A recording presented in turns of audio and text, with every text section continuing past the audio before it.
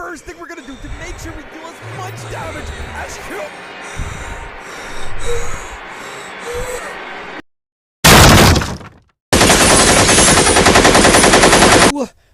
Who are you? I am your savior. Roblox has kind of been a shit show. To dog shit game after dog shit game, I haven't really enjoyed any type of Roblox games, mostly because I don't get it. I mean, how can a dog shit game about breaking your bones have more of a following than actual good games made by talented developers? It just doesn't make any sense. How can you like this more than this? I rest my case. Even when there's something that's mostly terrible, there's always one very good thing lurking in the shadows. A game that's better than all of them. A game that has an amazing amount of potential to become better than it already is. And that game is Blox. Holy shit, this game is god tier. No other Roblox game can compare to this masterpiece. Who the hell is that? Open up. Is that the IRS? Get the fuck out of my property. I told you I'm not paying my taxes. What? No, open the door. Hello, what do you want?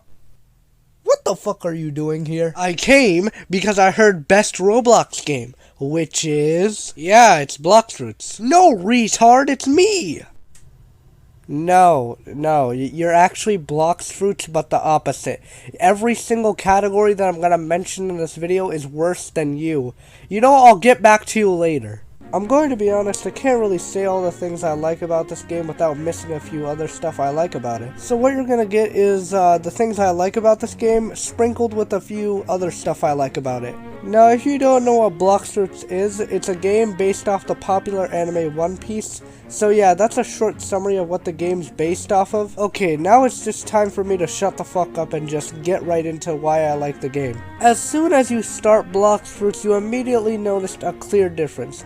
The game feels really smooth and easy to play with. As soon as you start unlocking some of your moves for your fists, you start playing around with it, figuring out what type of combos you can do with the stuff you have. Not only do you have the pleasure of getting a sword that looks really cool, by the way, it can also be added to your collection of thinking about new combos, and those combos are always so satisfying when you pull it off. You could really feel the progression when you win a PvP or learn a new move or learn a new combo. It feels really good when you like improve in the game. It feels like you're slightly improving, with your abilities for PvP. A lot of games in Roblox like this tend to be very slow and unnecessarily hard to play on or get used to, while Blox has controls that are very easy to click on and are very well set up. And it pisses me off even more because games like King Legacy or Pixel Piece, their controls can rot in the Holocaust for all I care. The controls are very unorganized and are not easy to click on. I play on a phone, so this type of stuff heavily impacts on how I play the game. King Legacy fails at movement because the game feels slow. Here's a comparison between Blox and King Legacy.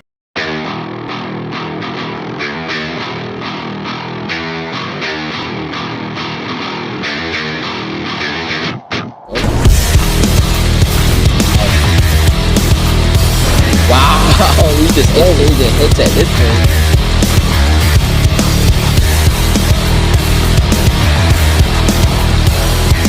What the fuck, man, just cancel my move and take away my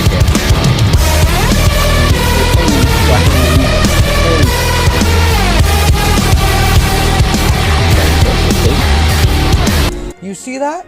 It's just 10 times better, and look at the controls! While King Legacy is just like this.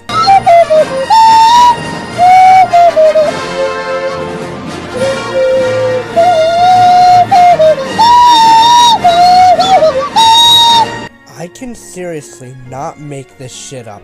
The controls are bone-breaking. The movement is ass. I would rather play Raid Shadow Legends than play with this shit. The game, ass. The movement, ass. The animations, traumatizing. Alright, I've calmed down a little bit, so let's talk about the PvP aspect of the game. I have a question for God. Why? Surprisingly, the PvP is the best thing in the game. When I think of Roblox games, I don't really think of the PvP. I just think of parkour games, horror games, and slow and not so smooth movement. So when I did my first PvP on a player that was basically my level, it felt like I was actually playing an anime or something. I was playing in the PvP and it felt like I was playing an anime. I was just fighting the dude and it felt like I was in an episode of an anime or something. It also felt really good when the fight was continuing and both of us were alive, but we basically were tired, and I just felt adrenaline pumping through my veins. It was that good. And the good part of this is when you lose, it doesn't really feel like you lost, because each time you lost, you always look for a new method to improve your overall skill. When you win, you feel good, but don't really learn a whole lot. Here's how I would sum it up. Winning makes you feel good and rewarding, and losing rewards you with new methods to improve your overall skill. For example, Buddha users used to be hard and I thought they were impossible to defeat, but because of the losses to each Buddha user, I just got better and better, to the point where they're not even hard to beat no more. In fact, they're actually very easy to beat if you know their weakness, which is rapid, fast attacks. You essentially have to be fast, and I mean really fast, to the point where they're basically out of reach, but still in some sort of reach between them, so you could do your close ranged attacks. The same can be applied to other Devil Fruit users that have very OP and annoying abilities, like Awakened Dough Fruit and Leopard Fruit. Both of those fruits are OP but not impossible to beat, as long as you use the right methods and analyze the player to make a good strategy for winning. You'll ultimately have a very satisfying victory. Remember, losing in the game is okay. You don't lose anything, you only gain things to improve your skills and get better at the game and figure out what fighting style suits you best. Which leads to my other point, fighting styles. I am a surgeon! In this section of the video, I'll be talking about two types of fighting styles, the in-game fighting styles and the player fighting styles. Let me start off with the player fighting styles. There are many player fighting styles, but the ones I'll be talking about are 3 of the player fighting styles. What I'm basically going to do is let you know what I like and don't like about the player fighting styles. Number 1, Sky Fighting Style.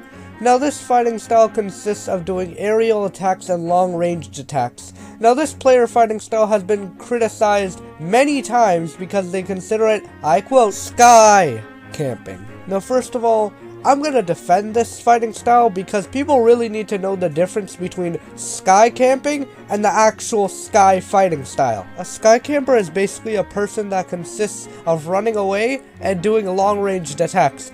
But here's the thing, this isn't really a problem because those people have to get close to you to actually win a fight. An average player can just take down one of these people, no problem. Now what I use is the sky fighting style. Now the difference between me and a sky camper is the fact that I will stay in reach. I literally have to stay in reach to actually win a PvP. Anyone with good aim can be a very hard challenge, but people still consider it sky camping even though it's a skill issue that they can't even aim well. This style of fighting is used a lot because it's hard to aim when your opponent is in the air. It's not their fault, it's your fault for being bad at aiming. Sorry guys, I got a little sidetracked, so anyways, let's get into the second player fighting style. Number 2, Combo Master. Now this player fighting style is hard but fun when somebody knows how to use it. The reason why I like it is because one wrong move and you're trapped in a one-hit combo. I like this because it really tests your skill. If you win, it feels like a very positive experience. And when both players say GG, well, it just puts a smile on my face, because I know that they enjoyed the fight too. That's really all I wanted to say for this player fighting style. Now it's time for the third and final player fighting style. Number 3, Buddha users. Okay, this technically isn't a player fighting style, but it's been used so much that I just feel like putting it on this list. Now, I do have good things to say about this player fighting style, because it mostly relies on lunging on the opponent and punching them until they're dead. This has grown so old that people now know how to counter them. They don't even play around with their devil fruit. They just transform and use their sword or fighting style, and they just lunge at you. They don't even use any combos. And the sad thing is, they don't even use their devil fruit. They just transform into their awakened form and just beat the hell out of you with a fighting style or a sword. They don't even use their devil fruit. They don't even bother to awaken it either.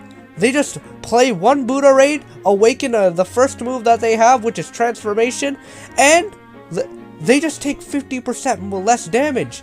And why bother even awakening the devil fruit and playing around with the devil fruit? You could just either transform, take 50% less damage, and just use fighting style or sword. I swear to God, this type of style is so repetitive to the point where I just want something new from this style. And I'm being honest right now. Their moves for the rest of their awakenings for Buddha are not even bad. My brother uses those moves. He uses those moves and actually plays around with his fruit. He doesn't only just use, fighting style and sword and just go on with his life. He plays around with devil fruit and all of those other stuff. He plays around with 3 of his other stuff that he uses to fight. And that's what Buddha users should do. They should play around with it and come up with a new combo and not just lunge and lunge just like every other Buddha user. Almost time for Halloween. Don't come to my house or else I'll suck your dick. Now it's time to talk about fighting styles, one of the most creative things in the game.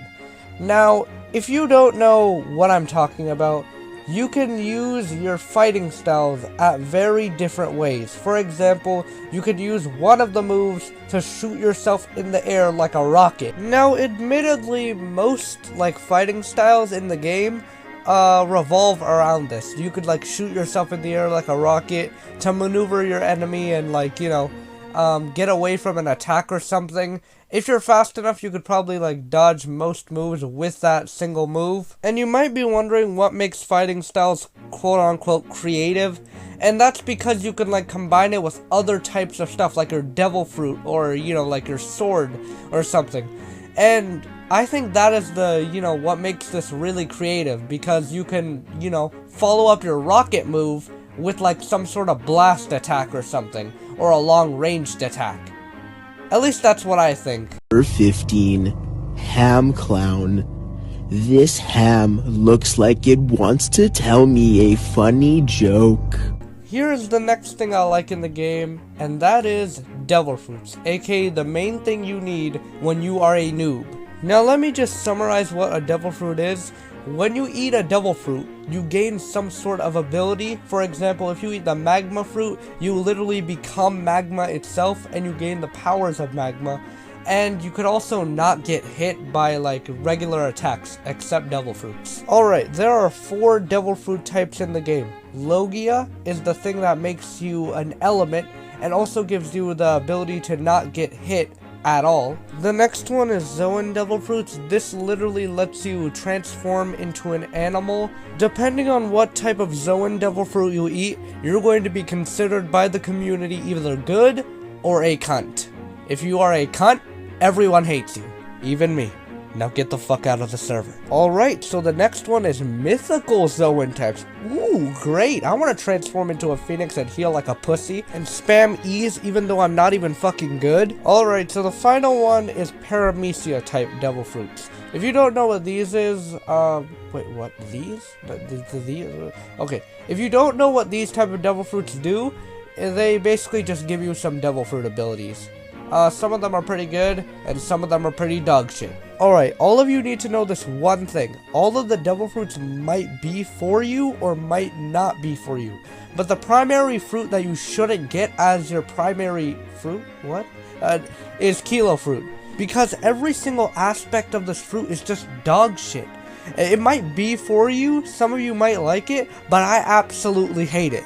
And it's also because I keep getting this fruit every single time I roll a fruit. Anyways, not every fruit is going to be good, but you can find one fruit that fits your specific play style. If you like going in the air, there might be a fruit out there for you in the air, like dragon fruit or something. If you like creating destruction everywhere, Rumble and Quake and Leopard are your picks. If you like being egotistical and saying ease all the time, Venom Doe and Blizzard are your picks. If you like teleporting or moving around a lot, Portal, Max Rubber, and Control are your picks. If you like being a dick, Leopard, and Leopard are your picks. Devil Fruits in the game also have another stage called Awakening. This means that your moves that you had for your Devil Fruit will get more powerful. Only specific Devil Fruits can get awakened though. And the changes after Awakening mostly are positive and improve your skills. Some Awakenings even let you do specific things. For example, Magma Fruit literally lets you walk on water like Jesus Christ. Which can be good because after eating a Devil Fruit, you can't swim. Oh yeah, there's also Buddha Fruit. After awakening this, you could literally swim in transformation. Now that I think about it, every single trash fruit, or any single fruit in general, should have its own awakening. So, you know, like trash fruits can turn into good fruits. No more saying cuss words, guys! It's inappropriate and violent! Alright, here comes the first criticisms. The next thing is hockey. Now this admittedly is very underwhelming. Besides observation hockey, this isn't that good. Yeah, armament hockey literally lets you hit Logias and increases damage, but it just doesn't seem like something you need for extra abilities.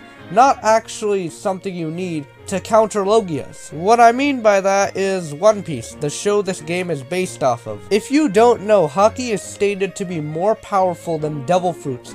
Yeah, Devil Fruit users have it to become stronger and combine hockey and Devil Fruit to make themselves very strong. Even when that is shown, it is still stated that hockey users without Devil Fruits can still counter Devil Fruit users, and they're also stronger than Devil Fruit users. So what my problem is that hockey should be more than just something used for hitting Logias. There should be more with hockey, but there isn't anything more than just having the ability to hit Logias and sense people and also dodge people. That sounds good on paper, but when you're a One Piece fan and try out hockey for the very first time, you will first love it, then not really think about it that much. And that's another problem with hockey. In the show, it's shown as this memorable power system that overpowers Devil Fruits in every possible way. But in the game, it's just shown as something that just gives you a few tiny abilities, and it's just not even memorable once you use it. It just feels like Devil Fruits are superior, which shouldn't even be the case, because like I said, hockey is better than Devil Fruits, and it's a fact. I'm not saying that you can't do anything with the source material and you can't change it, because that's just fucking stupid. You should be able to do your own thing with the source material while also respecting the creation itself. But my main point is that hockey should be way more powerful than Devil Fruits in every single way. This is something that's even confirmed by the creator himself. But this game takes away all that logic and just adds a new Devil Fruit, which is not bad, but why don't you add things that will make hockey stand out? Now on this section, I'm going to express a few changes that will benefit hockey a lot. Alright, let's get right into it. Number 1. Add a new system to armament hockey. You did it with observation hockey, where the more you use it, the more powerful it gets. And the more powerful it gets, the better your dodges. And also, your observation sense is also increased. The system can be like this. The more you use your armament hockey, the more damage you do. It could also give you better defenses to decrease the amount of damage you take. But to make this balanced, the damage increase will be like 2 or 5% once you maxed it out. You should also add Armament Hockey V2 to the game. You should, because Observation has one, so might as well add that too. It could also be the version from the anime, which is called Rio. This basically lets you attack the opponent without even touching them. The special thing about that is that it provides internal damage to the opponent Now, what you could do for internal damage in the game is basically like stop their healing factor for a short period of time, like 10 or 15 seconds. That sounds reasonable. But to balance this out, I think they should add a restriction, like, you know, if you use Rio, then it drains some of your energy. As for the ability that lets you hit your enemies without laying one punch, they should just do something like make the moves invisible and only visible to you unless the player uses observation hockey, then they can see it. Number 2, add Conqueror's hockey. Seriously, what is taking you so long to add the third form of hockey? And you know what? I already have an ability for the V1 of Conqueror's hockey. It should be a stun ability where you basically slow down the moves that are being activated. For example, a move takes at least 10 seconds to recharge, so V1 of Conqueror's hockey can turn that move from 10 seconds to 50 seconds. Now obviously there has to be a time limit to this drastic change of move time, and I think the effect should last at least 1 minute and 30 seconds. Wait, hear me out. I think this is perfect because once you activate it and the effects wear off, you have to wait 2 minutes if you want to use V1 of Conqueror's hockey again. Number 3, Conqueror's V2. Now, it should really be a drastic difference from V1. It should have these following effects. The amount of damage you take is reduced to a balanced number like this. 15 or 10%. And V1 should also have like some sort of passive, like your observation hockey is a lot more better. You can dodge a lot more from basically everything when you activate it. It should also have another passive, like while you use armament hockey, it can change the color from black to red. And in turn, when you do this, it will do way more damage. You could even do this. When you have this infused with Rio, it is a lot more stronger and the internal damage is a lot longer. But when you do this, you lose a lot more energy. Alright, to summarize, this hockey is very underwhelming and blah blah blah. Let's do the next one. I forgot ich a Jude! No, mein Führer. I'm from Arizona. Another thing that's really good about blox fruits is its races.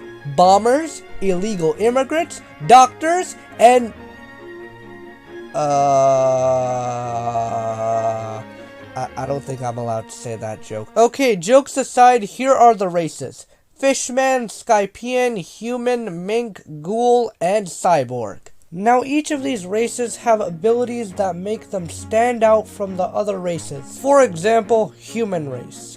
Now, for clarification, each race has its own version and each version gives you abilities that are better from the last version. Now I'm gonna go through each version of each race to explain each of the versions and their abilities. So, for example, Human race, V1 does nothing. You have no special abilities, no passives, no nothing. But V2 is better, but not that good. Your flash step range is a lot further and the cooldown is reduced to 15 seconds.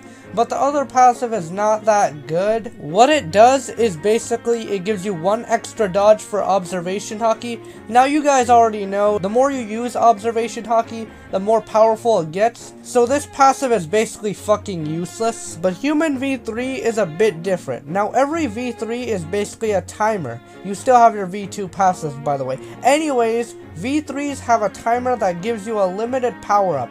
For Human, the more damage you take, the stronger you become. There's also a V4, but I'll get to that later. Now the next one is Fishman. This one has a good V1. The first passive is that you swim better. The second passive lets you take less damage when you're using your Devil Fruit. V2 only has 1 passive and it just lets you take 0 damage when you're swimming in water when you have a Devil Fruit. I'm gonna be very honest, that's kind of lame.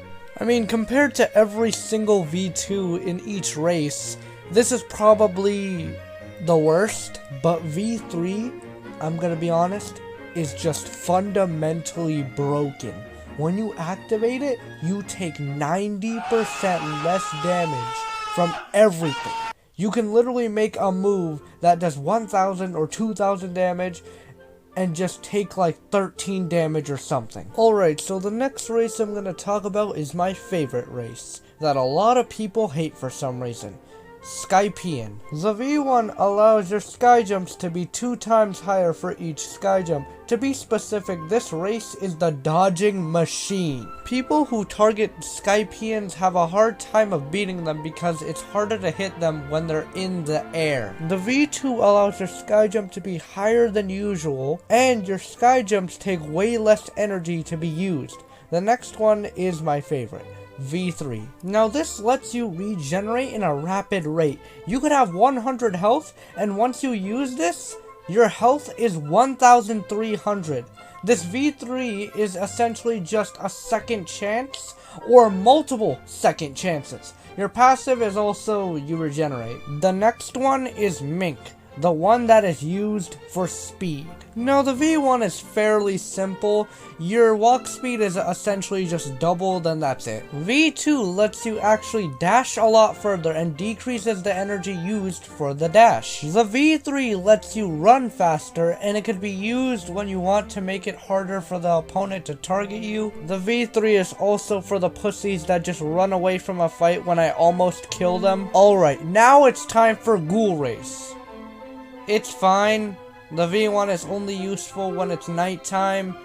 It increases the speed and health restore. For that means your health will regenerate faster. And that's it.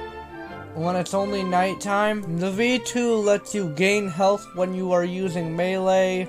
The V3 lets you gain 15% defense and speed is increased and 40% cooldown reduction. Alright, now all of this sounds good, but the reason why it's not that good is because the V2 only works when you hit someone with a punch and not with a move. The V1 is literally useless. Imagine killing someone with that race. Now that you think about it, that wouldn't really be a fair fight because they can't use all of their abilities. When I fight someone, I want them to go all out so it could be a fair fight. The last and final race is Cyborg. This race is pretty interesting. The V1 is the same as human, it literally does nothing. But the V2 on the other hand is pretty nice. 10% of all attacks from guns, swords, melee attacks are reduced and 15% of the damage is converted into energy. So it's essentially just Ghoul V1. But it's actually not dog shit. Now the V3 is where things get interesting. Your defenses are increased by 80% and all the damage is converted to an explosion that is 14% equal to the damage given. So if someone does a move that did 4,000 damage or 5,000 damage, that would mean the damage would be 1,000 damage, which isn't a whole lot, but it is a good ability. Look, gang, a door. I wonder where it leads. We'll never know. Now here's another thing I like about this game. Swords. The swords in the game are so unique. Every sword has its own moves that feel different from the other sword. For example, what's the similarities between Cursed Dual Katana and Buddy Sword? Guess what? There is none. Because their moves are completely different. Buddy Sword is focused on long-ranged attacks from safe distances, and Cursed Dual Katana is focused on long but close-ranged combos. Those swords can help you out in any other way to make a close-ranged combo on somebody that stuns them, and a long-range combo. And yes, legendary swords are way better at using combos than most swords, but the low-tier swords can always help with combos. Now admittedly it would be a little hard, but some low tier weapons have more than enough range to do the job.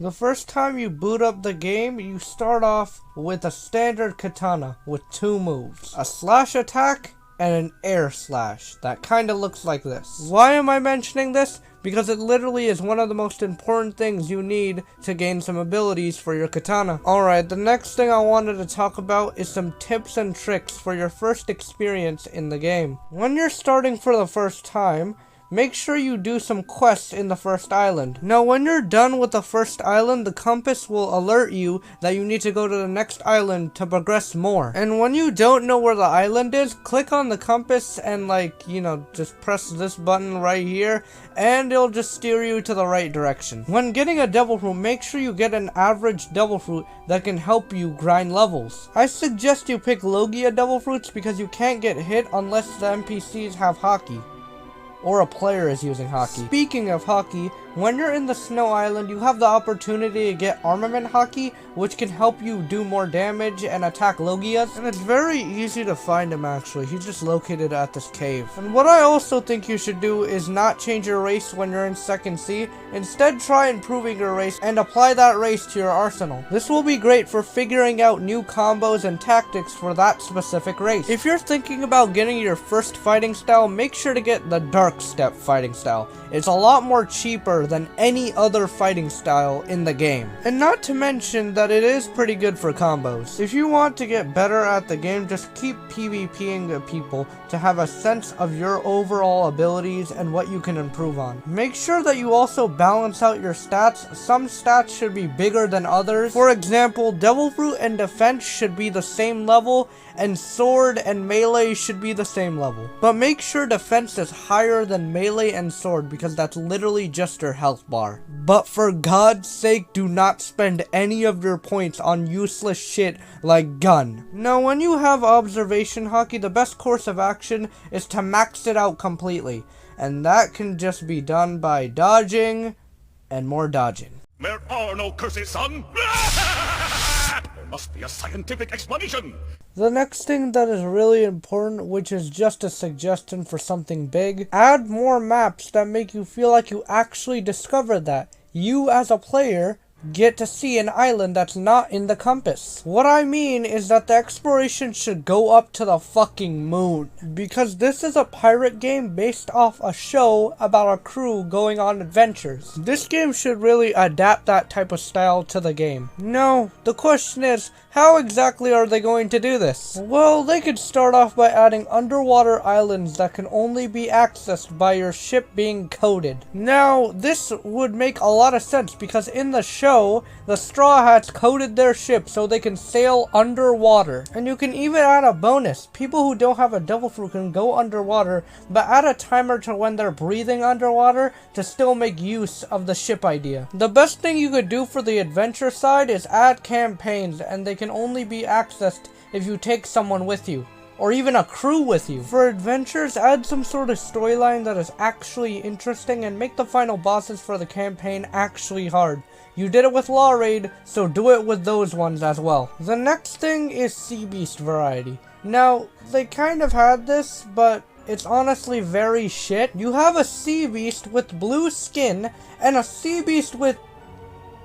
That's just the same but with 3 other sea beasts. Wow, that is so creative and totally not lazy. What I want from the sea beast is massive variety with each sea beast. You could keep the lazy sea beasts in the game, they're fine honestly. But for sea beast variety, I want sea beasts to be massive giants that make me look like an ant in comparison. I want sea beasts to be big and cool looking with their detail and design. Now I think there should be levels for each sea beast. The low tier sea beasts that we always see, the mid tier sea beasts that look very cool looking but are double the size and have some deadly abilities that make it hard to kill them. And last but not least, the final tier should be the biggest sea beast with the most strongest abilities. Honestly, I think they should make those changes, and yes, it sounds like those changes would make the game bad, but if they execute this well, I think this will work depending on how they tackle those ideas. What they should also do is add roles for each crewmate,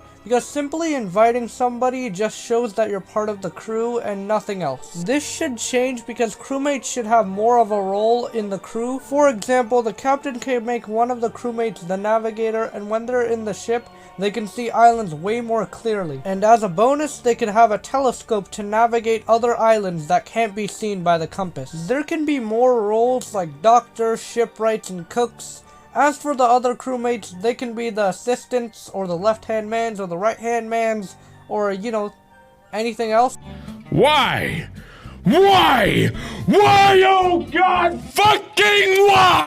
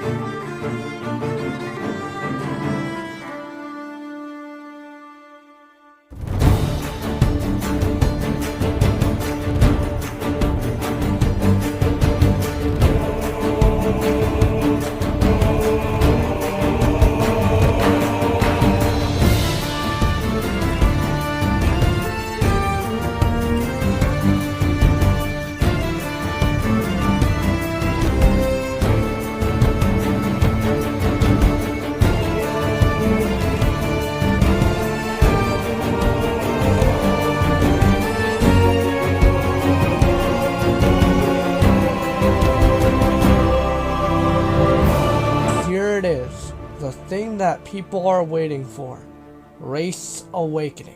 These are straight up one of the greatest things to ever be implemented in the game, period. I seriously can't express all the things I like about this, so let's get right into why I like it. Each form of each race is very different and the abilities are far more better than anything in the game. This is basically like V2 and V3 if they had a baby.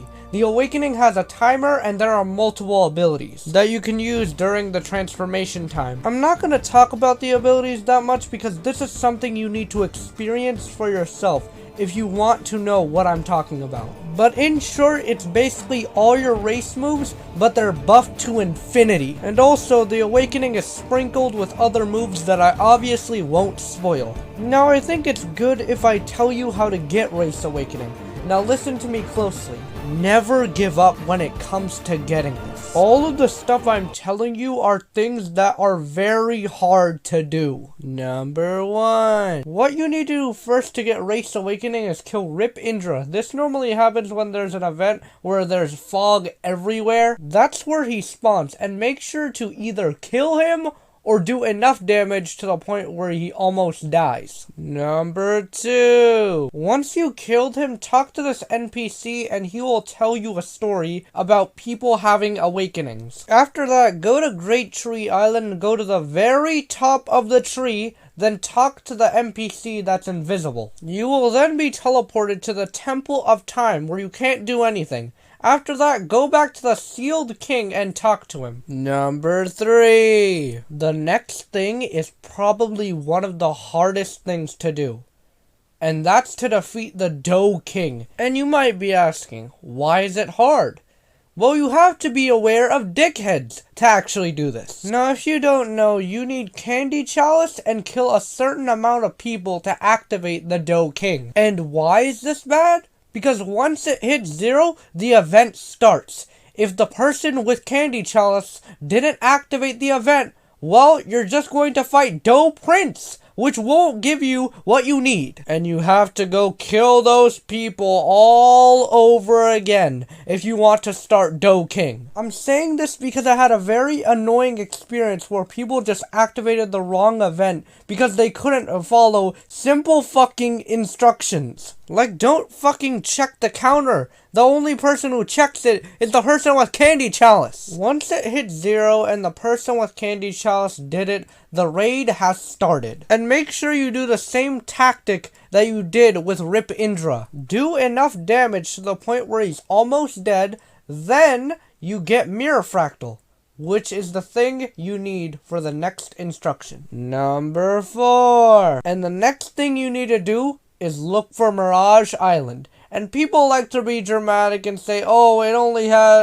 has like 1% chance of spawning. Which is bullshit because I found this island multiple times with just one method that I learned. And that is going outside of all the islands in C3 and be pretty far away. Once you do that, circle around all the maps that are outside while still being pretty far away. Once you found Mirage Island, go to the tallest place in the island and wait for the full moon. And stare at it with your observation hockey and race V3 once the full moon starts. After that, the moon will glow and you will have to find a gear on the island. More specifically, a glowing gear. Number 5. Once you have it, get 3 people with you with 3 different races and get them into the Temple of Time. And once you're there, look for a door that symbolizes your race. Now here is the door for Skypean. This is the door for the human races. This is Cyborg door. This is Fishman door. This is Ghoul door. And this is Mink door. Once you're in your positions on your doors with your specific race, you have to wait for the full moon to hit. Once the full moon hits, all 3 of you use your V3s together. By the way, this is the thing that activates the trials for each of your races. Once all of you are done finishing your trials, you have to go in a death match. Now this is for who gets the Race Awakening. The last man standing gets it. You could do some methods like telling them to reset their character so they don't have to fight, and one person will get the awakening. Remember,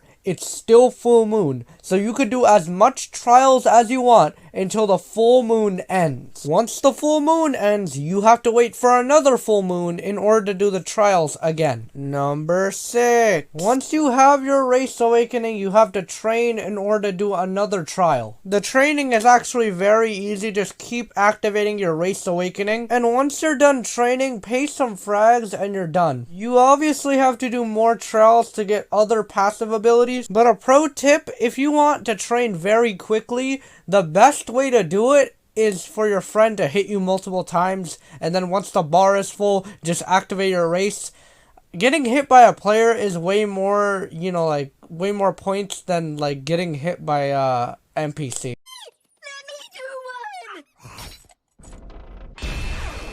Anyways, in conclusion, this game has a lot of potential to be great, and some of the stuff I said have already been implemented into the game, so that's pretty sick. If you want to learn more about, like the future of blox fruits, click this one video in the link in the description, and then you'll learn everything. Anyways, that's all I wanted to say. Oh, and also, Gamer Robot, don't ever disrespect hockey ever again, you mechanical bit. Can I put my balls in your jaw? Balls in your jaw.